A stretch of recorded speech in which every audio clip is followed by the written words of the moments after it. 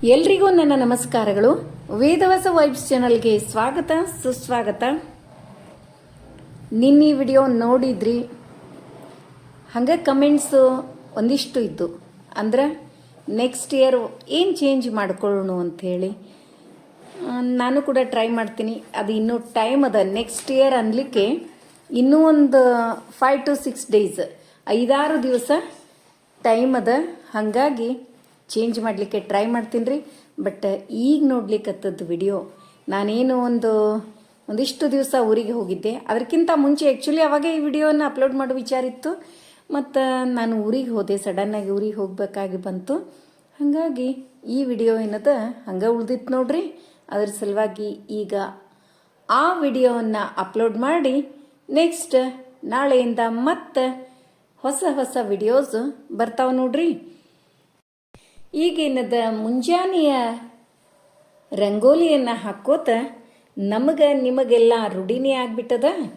ಮುಂಜಾನೆಯ ಮಾತು ಕೇಳಿದ್ರೇ ಏನೋ ಒಂಥರ ನಾವು ಮುಂದೆ ಹೋಗ್ಲಿಕ್ಕೆ ಅದೊಂದು ಸ್ಟೆಪ್ಪು ಅನ್ನಂಗಾಗ್ಬಿಟ್ಟದ ನೋಡ್ರಿ ನಮ್ಮ ವಿಡಿಯೋದೊಳಗೆ, ಹೌದಿಲ್ರಿ? ಈಗ ಮುಂಜಾನೆ ಮಾತನ್ನು ಕೇಳೋಣ್ರಿ. ಕೊಟ್ಟು ನೋಡ್ತಾನೆ, ಕಿತ್ತು ನೋಡ್ತಾನೆ, ಕೊಟ್ಟು ನೋಡ್ತಾನೆ, ಕಿತ್ತು ನೋಡ್ತಾನೆ, ಅರಿತು ಬಾಳಲೆಂದು ಬೀಳಿಸಿಯೂ ನೋಡ್ತಾನೆ. ನಮಗೇ ಗೊತ್ತಿಲ್ಲದ ರೀತಿಯಲ್ಲಿ ಅವನೇ ಮತ್ತೆ ಕೈ ಹಿಡಿದು ಎತ್ತಿಯೂ ನೋಡ್ತಾನೆ. ಅದನ್ನು ಅರಿತವರಿಗೆ ಇಲ್ಲೇ ಸ್ವರ್ಗ, ಅರಿಯದವನಿಗೆ ಇಲ್ಲೇ ನರಕ. ಎಷ್ಟು ಅರ್ಥಪೂರ್ಣ ಅದ ನೋಡ್ರಿ. ಎಷ್ಟು ಅರ್ಥವನ್ನು ಬಿಡಿಸಿ ಹೇಳಿದಂಗೆ ಆಗ್ಯದ. ಹಾಗಾಗಿ ಅದನ್ನು ನಾವು ಇನ್ನೊಂದು ಸರಿ ಓದಿ ಹೇಳುವ ಅವಶ್ಯಕತೆ ಇಲ್ಲ.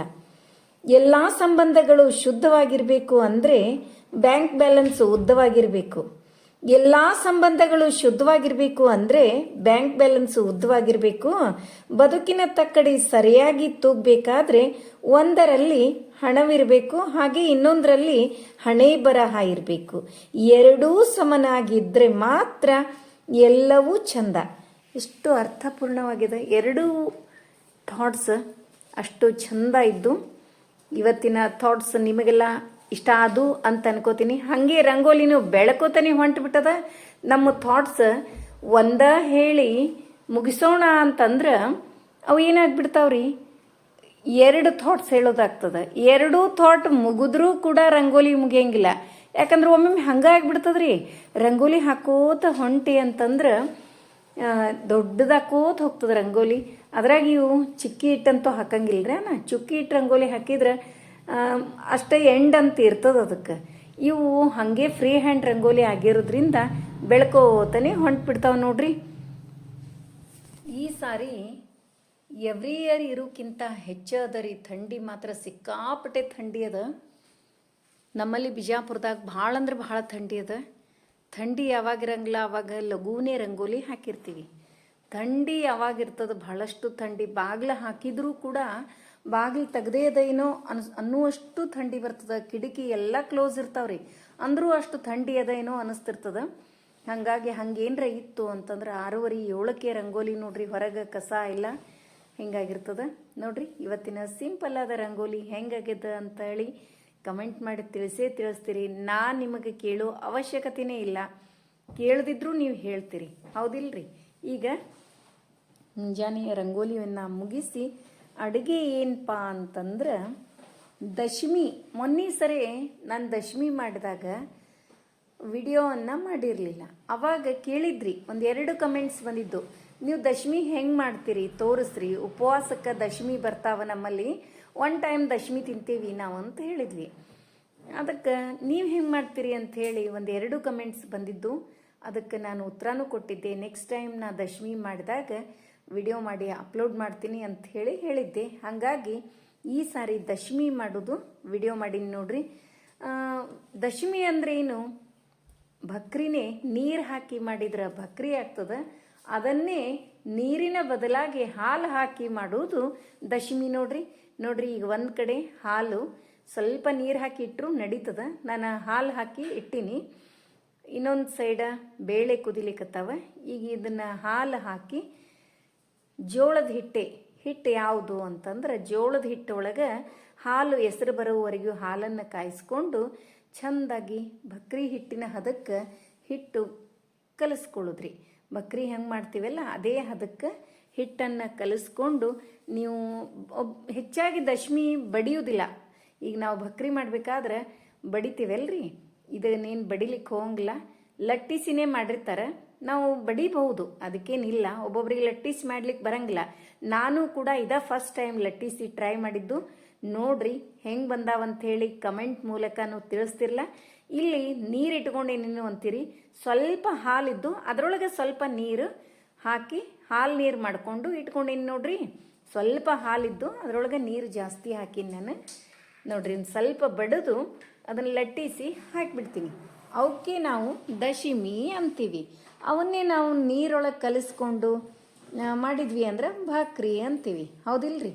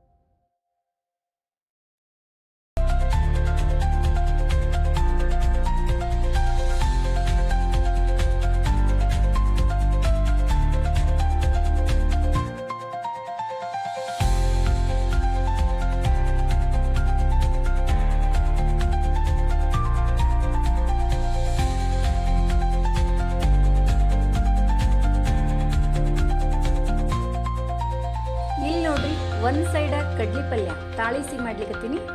ಅದರೊಳಗೆ ಬೇಕಂದ್ರೆ ನೀವು ಬೆಳ್ಳುಳ್ಳಿ ಹಾಕೋಬಹುದು. ಇನ್ನೊಂದು ಕಡೆ ಮೆಂತ್ಯ ಪಲ್ಯ ಮತ್ತು ರಾಜಗಿರಿ ಒಂದೊಂದು ಸೂಡ್ ತೊಗೊಂಡು ಮುದ್ದೆ ಪಲ್ಯ ಮಾಡ್ಲಿಕ್ಕತ್ತೀನಿ. ಈ ಕಡೆ ಹೆಸರು ಬೇಳೆ ಕುದಿಲಿಕ್ಕಿಟ್ಟಿನಿ. 2 ಒಗ್ಗರಣೆ ಅಟ್ ಎ ಟೈಮ್ ಹಾಕ್ಲಿಕ್ಕತ್ತೀನಿ ನೋಡ್ರಿ.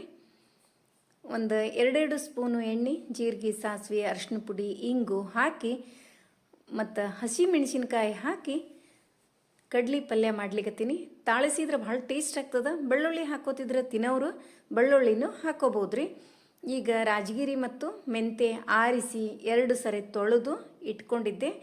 ಅದನ್ನು ಹೆಚ್ಚಿ ಒಗ್ಗರಣೆ ಒಳಗೆ ಹಾಕಿಬಿಡ್ತೀನಿ. ಹಂಗೆ ಒಗ್ಗರಣೆ ಒಳಗೆ ಹಸಿ ಮೆಣಸಿನ್ಕಾಯಿನೂ ಹಾಕೀನಿ, ಯಾಕಂದ್ರೆ ಮುದ್ದೆ ಪಲ್ಯ ಭಾಳ ಟೇಸ್ಟ್ ಆಗ್ತದೆ.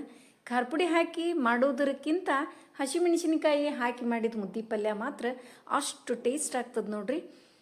ಹೆಸರುಬೇಳೆ ಯಾಕೆ ಇಡ್ತೀನಿ ನಾ ಜಾಸ್ತಿ ಅಂತಂದ್ರೆ, ಈ ಕ್ಲೈಮೇಟಿಗೆ ಹೆಸರುಬೇಳೆ ಹೇಳಿ ಮಾಡಿಸಿದ್ದು ಆರೋಗ್ಯಕ್ಕೆ ಪಿತ್ತಾಗಂಗಿಲ್ಲ. ಹಾಗಾಗಿ ಹೆಸರುಬೇಳೆನೇ ಜಾಸ್ತಿ ಹಾಕಿರ್ತೀನಿ. ತೊಗರಿಬೇಳೆ ಹಾಕಿದರೂ ಚಲೋನೇ ಆಗ್ತದೆ. ಮುದ್ದೆ ಪಲ್ಯಕ್ಕೆ ಆ್ಯಕ್ಚುಲಿ ತೊಗರಿಬೇಳೆನೇ ಭಾಳ ಯೂಸ್ ಮಾಡ್ತಾರೆ. ನೀವು ಬೇಕಂದ್ರೆ ತೊಗರಿಬೇಳೆ ಯೂಸ್ ಮಾಡ್ಬೋದು. ಆರೋಗ್ಯ ದೃಷ್ಟಿಯಿಂದ ನೋಡಿದಾಗ ಹೆಸರುಬೇಳೆ ಭಾಳ ಆರೋಗ್ಯಕ್ಕೆ ಚಲೋ.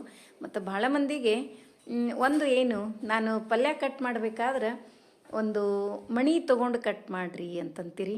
ನನಗೆ ಗಡಿಬಿಡಿ ಒಳಗೆ ಈ ಬರ್ಷನ್ ಕಟ್ಟಿ ಮೇಲೆ ಕಟ್ ಮಾಡೋದು ಭಾಳ ರೂಢಿ ಅದ ರೀ. ಹಾಗಾಗಿ ನಾನು ಇದಕ್ಕಾಗಿ ಒಂದು ವಿಡಿಯೋಕ್ಕಾಗಿ ತೋರಿಸ್ಬೇಕು ಅಂತ ತಿಳ್ಕೊಂಡು ಏನು ಮಾಡ್ತಿರಂಗಿಲ್ಲ. ಹಾಗೆ ಗಡಿಬಿಡಿಯೊಳಗೆ ನಾನು ಅಡುಗೆ ಹೆಂಗೆ ಮಾಡ್ತೀನಿ ಅದೇ ಥರನೇ ಅದನ್ನು ವಿಡಿಯೋ ಮಾಡಿ ಅಪ್ಲೋಡ್ ಮಾಡಿರ್ತೀನಿ. ಮತ್ತು ಅದಕ್ಕಿಂತ ಮುಂಚೆ 2 ಸರಿ ನಾನು ಬರ್ಸಿನ ಕಟ್ಟಿನೂ ತೊಳೆದಿರ್ತೀನಿ. ಒಂದು ಸರಿ ಫುಲ್ ತೊಳೆದು ಒರೆಸಿರ್ತೀನಿ. ಮತ್ತೊಮ್ಮೆ ಅಡುಗೆ ಮಾಡಬೇಕಾದ್ರೆ ಮತ್ತು ಒದ್ದಿ ಅರಿವಿಲೆ ಒರೆಸ್ಕೊಂಡೆ ರಂಗೋಲಿ ಹಾಕಿ ಕ್ಲೀನಾಗಿ ಮಾಡಿಕೊಂಡೆ ಪಲ್ಯ ಕಟ್ ಮಾಡೋದನ್ರಿ ಎಲ್ಲ ಮಾಡ್ತಿರ್ತೀನಿ. ಈಗ ನೋಡ್ರಿ ಹೆಸರುಬೇಳೆ ಕುದ್ದಾವ ಮತ್ತು ಮೆಂತ್ಯ ಪಲ್ಯ ರಾಜಗಿರಿ ಎರಡೂ ಚೆಂದಾಗಿ ತಾಳಿಸ್ಕೊಂಡು ಅದರೊಳಗೆ ಈ ತವ್ವಿ ಹಾಕಿದೆ. ಹಾಗೆ ಇನ್ನೊಂದು ಸ್ವಲ್ಪ ತವ್ವಿನ ಹೆಸರುಬೇಳೆ ಏನು ಕುದಿಸಿ ಇಟ್ಕೊಂಡಿದ್ವಲ್ಲ ಆ ತವ್ವಿನ ನಾನು ಕಡ್ಲಿ ಪಲ್ಯ ಏನು ಮಾಡ್ಲಿದ್ದೀನಿ ಅದರೊಳಗೆ ಒಂಚೂರು ಹಾಕಿದ್ದು ನೋಡ್ರಿ. ಈಗ ರುಚಿಗೆ ತಕ್ಕಷ್ಟು ಉಪ್ಪು, ಸ್ವಲ್ಪ ಬೆಲ್ಲ ಹಾಕ್ತೀನಿ. ಯಾಕಂದ್ರೆ ಕಡ್ಲಿ ಪಲ್ಯ ಏನದ ಅಲ್ರಿ ಹುಳಿ ಇರ್ತದೆ. ಹಾಗಾಗಿ ಒಂಚೂರು ಹಾಕಿದೆ ಅಂತಂದ್ರೆ ತೊಗರಿಬೇಳೆ ಅಥವಾ ಹೆಸರುಬೇಳೆ ತವ್ವಿ ಹಾಕಿ ಸ್ವಲ್ಪ ರುಚಿಗೆ ತಕ್ಕಷ್ಟು ಉಪ್ಪು ಮತ್ತು ಈ ಮುದ್ದೆ ಪಲ್ಯ ಅದರೊಳಗೆ ನಾವು ಕಡಲೆ ಹಿಟ್ಟಾದರೂ ಹಾಕ್ಬೋದು ಅಥವಾ ಜೋಳದ ಹಿಟ್ಟಾದರೂ ಹಾಕ್ಬೋದು. ಯಾವ್ದು ಬೇಕೋ ಒಂದು ಹಿಟ್ಟನ್ನು ಹಾಕೋದು. ನಾನು ಜೋಳದ ಹಿಟ್ಟು ಹಾಕೀನಿ ಮತ್ತು ಕಡ್ಲಿ ಪಲ್ಯ ಒಳಗೆ ಸ್ವಲ್ಪ ತವ್ವಿ ಹಾಕೀನಿ ಅಷ್ಟೇ. ಅದು ಬಿಟ್ಟರೆ ಮತ್ತೇನೂ ಹಾಕಿಲ್ಲ. ಒಂದು 2-3 ಹಸಿಮೆಣಸಿನ್ಕಾಯಿ ಹಾಕೀನಿ, ಸ್ವಲ್ಪ ತವ್ವಿ, ರುಚಿಗೆ ತಕ್ಕಷ್ಟು ಉಪ್ಪು ಹಾಕಿ ಚೆಂದಾಗಿ ತಾಳಿಸಿ ತೆಗೆದುಬಿಟ್ರೆ ಮಸ್ತ್ ಟೇಸ್ಟಿಯಾದ ಕಡ್ಲಿ ಪಲ್ಯನೂ ರೆಡಿ ಆಗ್ತದೆ. ಮತ್ತು ಮುದ್ದೆ ಪಲ್ಯ ಏನದ ಒಂದು 2 ಕುದಿಸಿ ಇಳಿಸ್ಬಿಡ್ರಿ, ಅದನ್ನೂ ಕೂಡ ಅಷ್ಟು ಟೇಸ್ಟ್ ಆಗ್ತದೆ. ಮತ್ತು ನಾವು ಕಡಲೆ ಹಿಟ್ಟು ಹಾಕಿದ್ರೆ ಅದು ಟೇಸ್ಟ್ ಬೇರೆನೇ ಬರ್ತದೆ. ಜೋಳದ ಹಿಟ್ಟು ಹಾಕಿದ್ರೆ ಅದು ಟೇಸ್ಟ್ ಬೇರೆನೇ ಬರ್ತದೆ ನೋಡ್ರಿ. ನೀವು ಒಂದು ಸರಿ ಟ್ರೈ ಮಾಡಿ ಹೆಂಗಾಗಿತ್ತು ಅಂತ ಹೇಳಿ ಕಮೆಂಟ್ ಮಾಡಿ ತಿಳಿಸೋದು ಮರಿಬೇಡ್ರಿ. ಈಗ ಸರ್ವ್ ಮಾಡ್ತೀನಿ. ಒಂದು ಬೈಟ್ ಟೇಸ್ಟ್ ನೋಡಿ ದಶಮಿ ಹೆಂಗಾಗಿತ್ತು, ಕಡ್ಲಿ ಪಲ್ಯ ಹೆಂಗಾಗಿತ್ತು, ಮುದ್ದೆ ಪಲ್ಯ ಹೆಂಗಾಗಿತ್ತು ಅಂತ ತಿಳಿಸೋದು ಮರಿಬೇಡ್ರಿ ಅಂತ ಹೇಳ್ತಾ ಮತ್ತೆ ಮುಂದಿನ ವಿಡಿಯೋದಲ್ಲಿ ಸಿಗೋಣ. ಧನ್ಯವಾದಗಳು. ಇವತ್ತಿನ ವಿಡಿಯೋ ಎಲ್ರಿಗೂ ಇಷ್ಟ ಆಯಿತು ಅಂತ ಅನ್ಕೋತೀನಿ ರೀ. ನೋಡ್ರಿ ಒಂದು ಬೈಟ್ ಟೇಸ್ಟ್ ನೋಡಿ ಹೆಂಗಾಗಿತ್ತು ಅಂತ ಹೇಳಿ ತಿಳಿಸ್ತಿರಲ್ಲ. ಮತ್ತು ಸಾರೀಸು ಇವು ಡಿಫ್ರೆಂಟ್ ಟೈಪ್ ಸಾರೀಸ್ ಬಂದಾವ.